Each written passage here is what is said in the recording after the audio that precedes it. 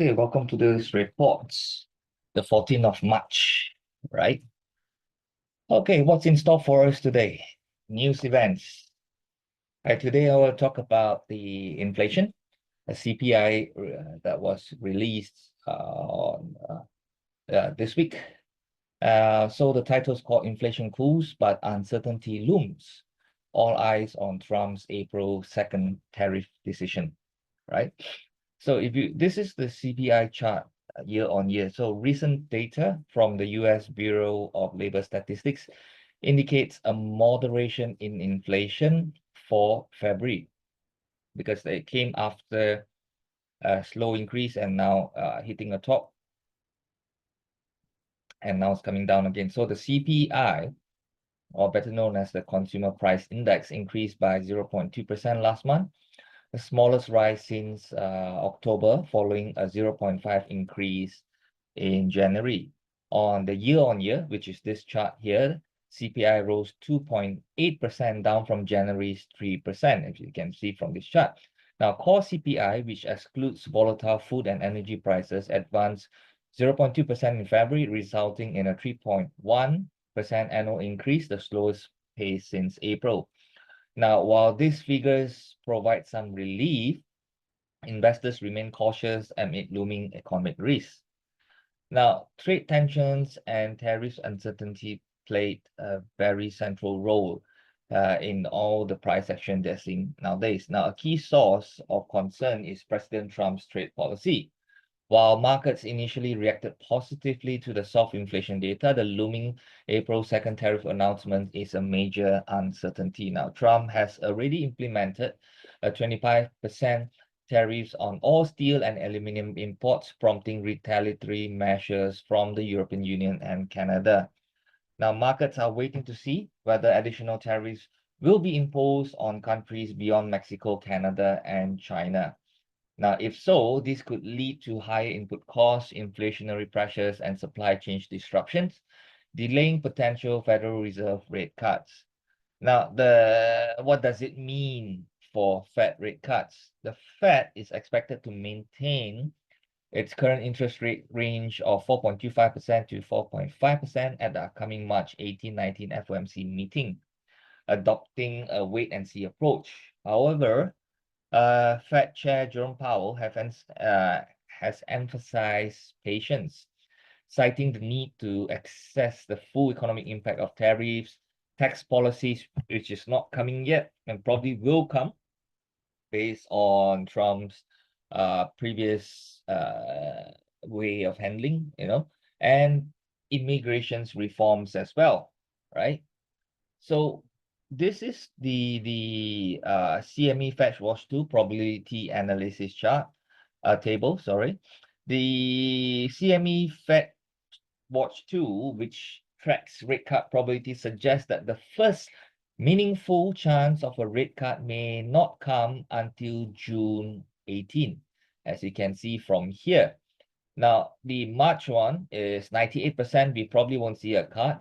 July one, there's a 71.4% chance we will not see. And as you know, whenever it's above 70%, the chances are still very high that won't happen. So that leaves the June 18 one, giving us the first rate cut from the Fed, right? At a probability of 78.3% range. Now, here's a breakdown of Fed's rate cut probabilities for key FOMC meetings in 2025, right? So I've said March, 98%, no chance. May 7, 71.4%, and with some expectations of a 0.2 for 25 basis point cut, right? Now, June 18, you have a 58.2% chance of a rate cut to 4% to 4.25%, while a 21.7% chance see a deeper cut to 3.75 to 4. That means this is a 50 basis point cut. But if you add both together, right, you're getting a value of 78.3% chance of a cut, right? So that's why I said June has the chance. Now, when it comes to July, rate cut expectation strengthens to 43.9%, for 3.75% to 4%, with a 34.8% anticipating even a deeper cut. Okay, Now, September, the chance of Fed fund rate dropping to 3.5 to 3.75 or below rises to 71.8%. And December, end of this year, 59.5% probability of rates falling to 3.25% to 3.5% or below, though a full percentage point cuts remain unlikely. So we are not seeing a full percentage cut this year. Only basically it's pointing to a 75 basis point cut, right? So these are the probabilities, but I wouldn't want to look that far, especially after July, okay? Because these probabilities do change over a period of time as more and more economic indicators come out. Now, also the Fed hasn't really experienced yet, how, like I mentioned earlier, how the impact of tariffs, how is it going to be? Is Trump going to scale back or not? And the tax cuts is going to do, because tax cuts will, in a way, boost the economy in some method. So that could actually support the rates, you see. So there are many things. There are many probabilities that we still need to study before we can safely call, okay, probably here's a chance for rate cut. So always the best is that we know for sure the March 19th one that will be coming in 5 days time. This is probably a done deal. We're not going to see a cut. So the next two, the until at least June, okay? These two we will monitor closely. The rest you can just use as reference. So what's the market reaction and investor sentiment? Now, even though recent data showed that inflation is slowing down, investors did not stay optimistic for too long.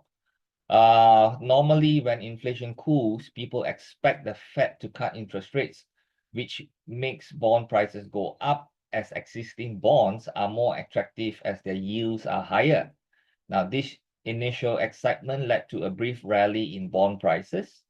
However, the rally didn't last because investors started to worry about uncertainties in the global economy, specifically geopolitical tensions and trade risks. Investors are uncertain about the impact of Trump's potential new tariffs on countries outside of China, Mexico, and Canada, which could push prices up again, causing inflation to rise instead of fall. Now, the Fed is also opting a very cautious stance. The Fed has made it clear that they won't rush to cut interest rates just because inflation has slowed. They want to see more evidence that inflation is under control before making any moves. Now, because of these concerns, investors are no longer as confident that the Fed will cut rates aggressively, which is why the bond market rally lost. Okay? Losses, So basically, investors are now shifting their focus to April the 2nd tariff decision and potential inflationary pressures. Now, the June FOMC meeting, which could mark the first rate cut if inflation remains under control. And finally, the Fed's long-term trajectory, which is still uncertain given persistent risks. Okay, so as conclusion, not in the clear yet. While inflation has moderated, the fight is far from over. Fed remains cautious, waiting for clear economic signals before making policy changes. Now, the key catalyst will be Trump's tariff announcement on April 2nd, which could either clear the path for rate cuts or rekindle inflationary concerns that force the Fed to hold steady for longer. And that's the reason also you see price, they are rather muted, awaiting, the next decision. So in 5 days time we will have the FOMC meeting. Probably that will give some indication already, but I think Fed will basically play around the same things, that we need to wait and see how the April 2nd thing is going to happen, and then the retaliatory measures and the counter retaliatory measures again, and all these kind of things that's going to play an important role. So uh we will just need to be very patient and see how probably market might recover going after April or just before April when things are just oversold in singular direction. But based on the recovery, we will understand whether this is all behind us or there's more trade war to come, more pain to come for the US stock market. We will have a clearer view by then. Okay. So with that, that's the report for today.